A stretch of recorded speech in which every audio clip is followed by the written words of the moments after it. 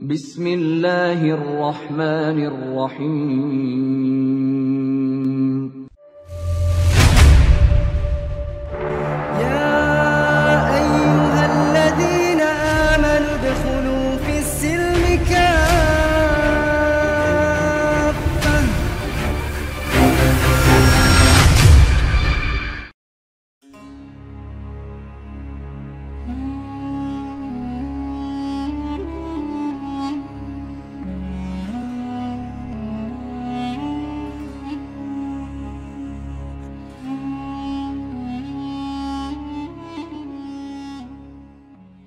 Dalam pandangan Islam, sejarah panjang penindasan Romawi terhadap bangsa Yahudi tidak dibahas secara eksplisit di dalam Al-Quran atau hadis, namun peristiwa-peristiwa besar yang terkait dengan sejarah umat Yahudi dan Kekaisaran Romawi bisa dipahami dalam konteks sejarah umum. Berikut adalah ringkasan dari sejarah penindasan Romawi terhadap Yahudi yang dipahami melalui lensa sejarah Islam dan sumber-sumber sejarah umum. Dalam Al-Quran, Bani Israel, bangsa Yahudi, disebutkan sebagai bangsa yang diberi banyak nikmat oleh Allah, namun juga seringkali melanggar perjanjian dengannya. Beberapa ayat mencatat sejarah mereka di bawah kekuasaan berbagai bangsa, termasuk Babilonia dan Romawi, tanpa menyebutkan detail-detail spesifik. Secara umum, Al-Quran menggambarkan bahwa umat Yahudi telah mengalami banyak ujian dan cobaan, termasuk penindasan dari bangsa-bangsa lain. Romawi pertama kali memasuki wilayah Yahudi pada tahun 63 sebelum Masehi di bawah pimpinan Jenderal Pompei. Pada saat itu, bangsa Yahudi sudah mengalami berbagai bentuk penjajahan dan Kekaisaran Romawi merupakan yang paling kuat. Mereka menaklukkan Yudea dan menjadikan kerajaan Yahudi sebagai negara bawahan yang kemudian menjadi provinsi Romawi. Bangsa Yahudi memberontak terhadap Romawi beberapa kali, termasuk dalam pemberontakan Yahudi pertama. Hal ini memuncak pada tahun 70 Masehi dengan kehancuran Bait Suci kedua di Yerusalem oleh pasukan Romawi di bawah Titus, putra Kaisar Vespasianus. Penghancuran ini merupakan salah satu titik balik besar dalam sejarah Yahudi karena menandai berakhirnya kehidupan religius dan politik Yahudi yang terpusat di Yerusalem. Dalam Islam, peristiwa kehancuran ini bisa dikaitkan dengan ayat Al-Quran yang berbicara tentang bagaimana Bani Israel dihukum oleh Allah karena pelanggaran-pelanggaran mereka. Misalnya, dalam surat Al-Isra ayat 4-7, disebutkan bahwa Bani Israel akan dihukum 2 kali karena dosa-dosa mereka, yang oleh beberapa penafsir dianggap terkait dengan kehancuran Bait Suci oleh Babilonia dan kemudian Romawi. Setelah kehancuran Yerusalem, pemberontakan besar lainnya terjadi pada masa pemberontakan Bar Kokhba.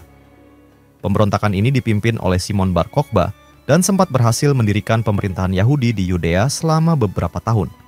Namun, pemberontakan ini akhirnya dipadamkan oleh Romawi dengan kekerasan yang luar biasa, yang menyebabkan kematian massal Yahudi dan kehancuran total kota-kota mereka. Setelah itu, banyak orang Yahudi yang diusir dari Yudea, yang merupakan awal dari diaspora Yahudi. Pada abad keempat Masehi, Kekaisaran Romawi menjadi Kristen di bawah Kaisar Konstantinus. Islam mencatat bahwa Yahudi mengalami berbagai bentuk diskriminasi di bawah kekuasaan Kristen, yang pada saat itu menjadi agama resmi Romawi. Hubungan Yahudi dan Kristen sangat tegang, dan banyak dari ketegangan ini bersumber dari berbagai peristiwa sejarah, termasuk penyaliban Yesus yang dituduhkan kepada orang Yahudi oleh sebagian umat Kristen. Dalam sejarah Islam, penganiayaan ini merupakan bagian dari narasi yang lebih besar tentang perlakuan buruk terhadap bangsa Yahudi di tangan berbagai bangsa sebelum datangnya Islam, yang datang membawa kedamaian dan perlindungan bagi orang Yahudi dan Nasrani yang hidup di bawah kekuasaan Islam, sebagaimana tercantum dalam Piagam Madinah. Setelah kemunculan Islam dan penaklukan Muslim terhadap Yerusalem pada masa Khalifah Umar bin Khattab, orang Yahudi mendapatkan perlindungan di bawah Piagam Umar.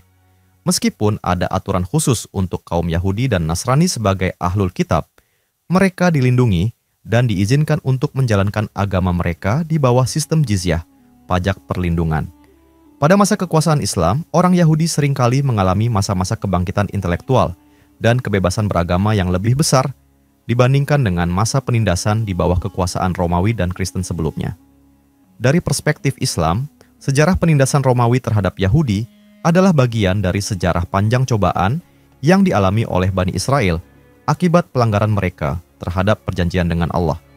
Peristiwa-peristiwa ini juga merupakan penggenapan dari janji Allah yang disebutkan dalam Al-Quran mengenai hukuman bagi Bani Israel.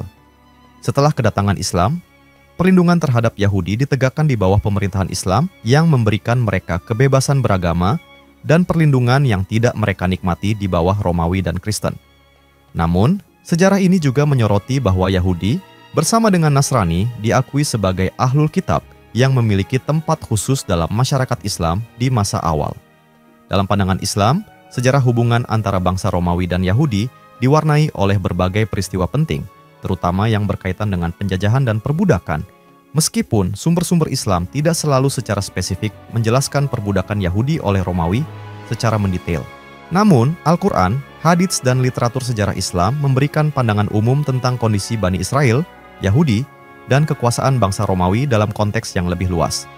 Periode sejarah perbudakan Yahudi oleh Romawi terjadi setelah pendudukan Romawi atas Yudea, sekarang Palestina, dan penghancuran Baitul Maqdis, kuil Sulaiman, yang kedua pada tahun 70 Masehi. Peristiwa ini mengakibatkan diaspora Yahudi, di mana orang-orang Yahudi tersebar ke berbagai wilayah di luar tanah asal mereka, banyak di antaranya dijadikan budak atau berada di bawah penindasan bangsa Romawi. Menurut pandangan Islam, sejarah bangsa Yahudi terkait erat dengan perjalanan spiritual dan moral Bani Israel yang sering disebutkan dalam Al-Quran. Islam tidak memandang bangsa Yahudi secara eksklusif sebagai kelompok yang terjajah, tetapi juga mengakui peran dan sejarah mereka sebagai umat pilihan Tuhan pada masa Nabi Musa Ayamaya. Namun, Bani Israel sering kali digambarkan dalam Al-Quran sebagai kelompok yang mengalami ujian dan cobaan akibat dari pelanggaran perintah Allah. Dalam Al-Quran, ada kisah yang mengisyaratkan berbagai penindasan yang dialami oleh Bani Israel, baik di tangan penguasa Mesir, seperti Firaun, maupun bangsa-bangsa lain setelah mereka. Sebagai contoh, Al-Quran menyebutkan bahwa Allah telah menyelamatkan Bani Israel dari penindasan Firaun melalui perantaraan Nabi Musa, Al-Baqarah ayat 49. Peristiwa penghancuran Baitul Maqdis oleh Romawi juga dapat dihubungkan dengan ayat-ayat yang berbicara tentang kehancuran dan penghukuman atas pelanggaran yang dilakukan oleh Bani Israel. Dalam surah Al-Isra ayat 4 hingga 7, Allah mengisyaratkan bahwa Bani Israel akan menghadapi 2 kali kerusakan besar karena ketidaktaatan mereka. Banyak ulama menafsirkan ini sebagai merujuk kepada 2 kali penghancuran Baitul Maqdis, salah satunya oleh Romawi. Islam secara umum mengakui keberadaan perbudakan dalam sejarah, tetapi juga memandang bahwa semua manusia setara di hadapan Allah. Perbudakan dalam Islam diatur dengan ketat dan terdapat banyak anjuran untuk membebaskan budak sebagai tindakan kebaikan. Perbudakan yang dialami oleh bangsa Yahudi di bawah kekuasaan Romawi, meskipun bukan peristiwa yang diceritakan secara detail dalam sumber Islam, dipandang sebagai bagian dari penindasan umum yang dialami oleh umat yang menyeleweng dari ajaran Tuhan. Dalam sejarah Yahudi Romawi, pemberontakan Yahudi melawan Romawi pada abad pertama Masehi yang berujung pada penghancuran Yerusalem dan kuil kedua menjadi titik kritis dalam hubungan Yahudi dan Romawi. Ribuan orang Yahudi dibunuh atau dijadikan budak oleh Romawi selama periode ini. Dalam pandangan Islam, peristiwa semacam ini adalah bagian dari takdir umat manusia yang mengikuti siklus ujian dan balasan dari Allah sesuai dengan amal perbuatan mereka. Versi Islam dari sejarah perbudakan Romawi terhadap Yahudi tidak terfokus pada detail perbudakan itu sendiri, tetapi lebih pada makna spiritual dan moral dari hubungan tersebut. Islam melihat bahwa penindasan terhadap Yahudi oleh bangsa-bangsa lain, termasuk Romawi, merupakan bagian dari takdir yang ditetapkan oleh Allah atas umat yang tidak menaatinya. Perbudakan dan penindasan tersebut adalah ujian, sekaligus hukuman atas penyimpangan yang dilakukan oleh Bani Israel, namun juga terdapat anjuran untuk belas kasih dan kebebasan dari perbudakan dalam ajaran Islam. Dalam pandangan para ilmuwan Muslim, sejarah perbudakan yang terjadi dalam konteks Kekaisaran Romawi dan bangsa Yahudi dipandang dalam kerangka sejarah Islam yang menekankan keadilan, hak asasi manusia, dan nilai-nilai kemanusiaan yang diajarkan oleh Al-Quran dan hadis. Meskipun ada kesadaran tentang sejarah penindasan bangsa Yahudi, termasuk perbudakan mereka oleh Romawi, perspektif Islam lebih luas dalam melihat isu ini sebagai bagian dari ketidakadilan yang lebih besar yang terjadi pada berbagai kelompok manusia di sepanjang sejarah. Islam memandang perbudakan sebagai praktik yang tidak ideal. Meskipun perbudakan ada pada masa awal Islam, Al-Quran dan hadis memberikan banyak petunjuk tentang pembebasan budak, memperlakukan mereka dengan baik, dan dorongan untuk menghapuskan perbudakan secara bertahap. Al-Quran menyebutkan bahwa salah satu perbuatan baik adalah membebaskan budak, dan Rasulullah Muhammad SAW juga mempromosikan perlakuan yang baik terhadap budak serta pembebasan mereka sebagai salah satu amal yang sangat dianjurkan. Kekaisaran Romawi dikenal karena penindasannya terhadap berbagai kelompok etnis dan agama, termasuk bangsa Yahudi. Penganiayaan dan perbudakan terhadap Yahudi di bawah kekuasaan Romawi, terutama setelah pemberontakan Yahudi pada abad pertama Masehi, menyebabkan kehancuran Yerusalem dan penyebaran diaspora Yahudi. Dalam narasi sejarah Islam, konflik ini dipahami sebagai bagian dari perjuangan manusia melawan penindasan. Tetapi, fokus Islam lebih pada prinsip-prinsip keadilan sosial yang harus ditegakkan oleh umat beriman. Islam memiliki sejarah yang kompleks dalam hubungan dengan Yahudi. Al-Quran mengakui bangsa Yahudi sebagai ahlul kitab, orang-orang yang menerima kitab suci, dan banyak ayat yang membicarakan sejarah mereka, baik tentang keutamaan mereka sebagai umat pilihan Allah di masa lampau, maupun kritikan terhadap perilaku mereka yang menyimpang dari ajaran Tuhan. Namun, kritik-kritik ini tidak membenarkan perbudakan atau penindasan terhadap mereka, karena Islam mengajarkan prinsip-prinsip keadilan untuk semua umat manusia, termasuk Yahudi. Al-Quran sering mendorong pembebasan budak sebagai bentuk penebusan dosa dan amal kebaikan. Oleh karena itu, para cendekiawan Muslim menganggap bahwa perbudakan yang dilakukan oleh kekaisaran seperti Romawi terhadap kelompok etnis tertentu, termasuk Yahudi, bertentangan dengan prinsip-prinsip Islam. Perbudakan dalam Islam berbeda dari perbudakan dalam kekaisaran Romawi yang sangat eksploitatif dan brutal. Dalam Islam, budak harus diperlakukan dengan baik dan dianjurkan untuk dibebaskan. Secara umum, para ilmuwan Muslim cenderung menyoroti bahwa perbudakan adalah bentuk ketidakadilan yang dihapuskan secara bertahap dalam ajaran Islam.